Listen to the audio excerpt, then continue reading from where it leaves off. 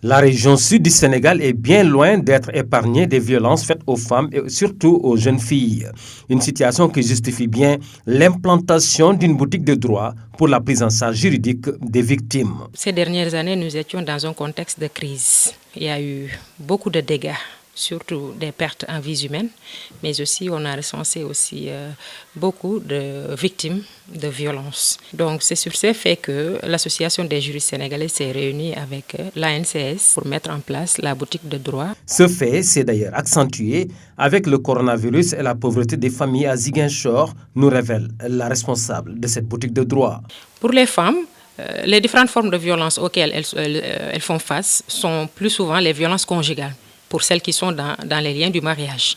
Mais aussi, elles ne sont pas épargnées pour ce qui concerne les violences physiques. Mais pour les jeunes filles, elles sont souvent victimes de viols. Pour cette année-ci, de janvier, je dis bien, au mois de septembre, nous avons recensé 30 cas de viols.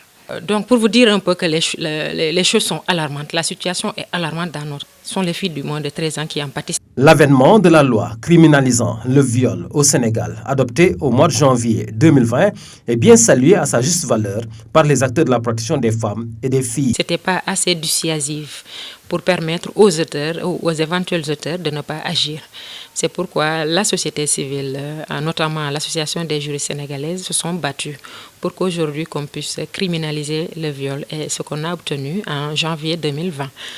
Aujourd'hui, on s'en réjouit, mais maintenant on attend de voir quelle en sera l'application. Rappelez que la célébration ce 25 novembre de la Journée mondiale de lutte contre les violences faites aux femmes est une belle occasion pour conscientiser les populations sur le danger qui menace la sécurité des femmes et des jeunes filles dans la région sud.